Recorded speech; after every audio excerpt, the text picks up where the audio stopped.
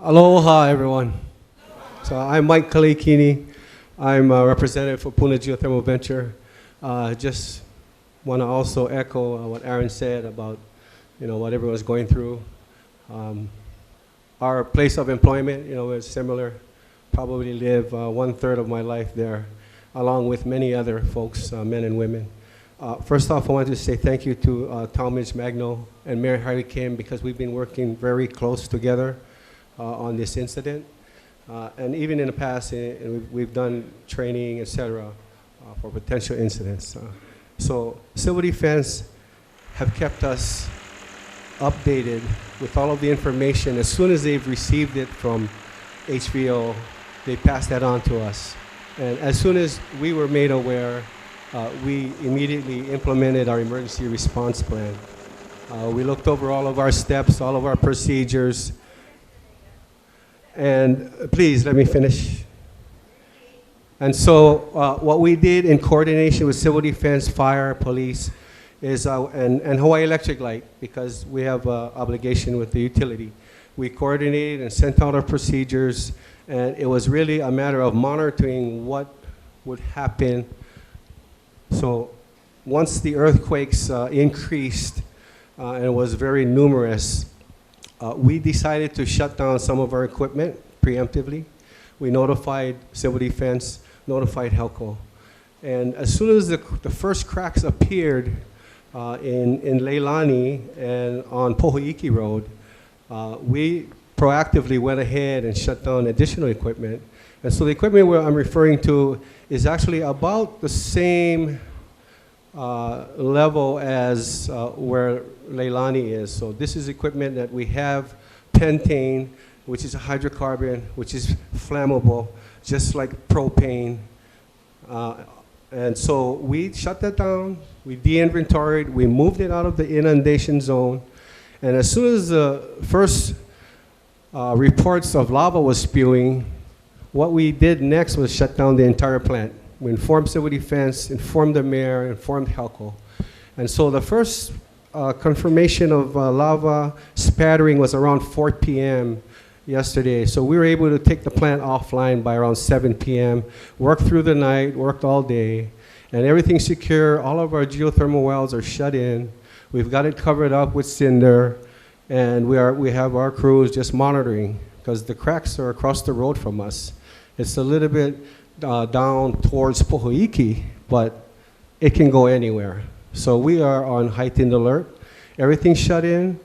There's no emission points.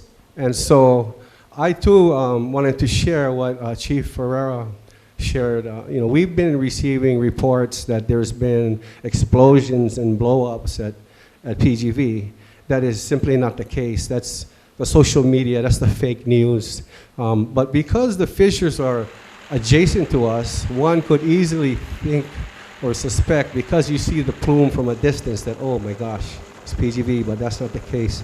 And as conditions change, if the lava comes towards us, again, we're going to be keeping in close communications with Civil Defense and Mayor's administration. And I'll be around if there's any additional questions. We did de-inventory all of the pentane, and we moved it out of the lava inundation zone. So again, I'll be happy to answer more questions. I'll be here. Thank you. All right. Thanks, Mike. Sure. Talking to this brother, he said that we moved all the contained to it in out of the inundation zone, right? Just talking to him. I've done transport of hazardous materials, nuclear shit, all over the U.S. I asked him how they transport it. He said it's still sitting on site.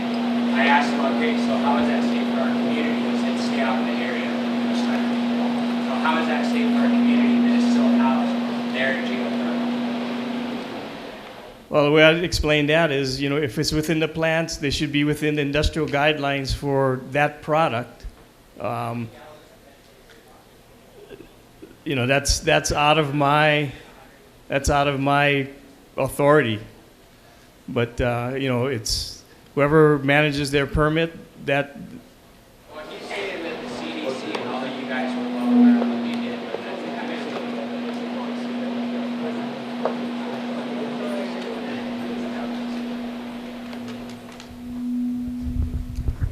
I'm going to address that question.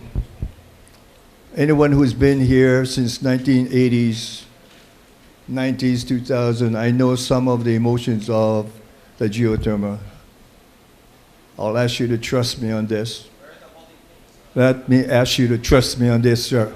If you don't trust me, fine, but I'm asking you to. Mike and I made a commitment with his bosses from Israel. We're going to do differently in regards to monitoring. On this kind of thing, they're a complete shutdown. Obviously, I trust them on the shutdown, but I don't trust them as far as just taking the word for it. We will assure you that Civil Defense, Department of Health, will monitor this institution of the geothermal and ensure that whatever hazard is created is not by geothermal. They are in the process of removing all flammable materials, and if it's inadequate, then we'll move it from there. It is a shutdown. It is not like during the Hurricane Isabel incident. Some of you know what I'm talking about. Our job is to mitigate the hazard and risk to you, and we will do our job.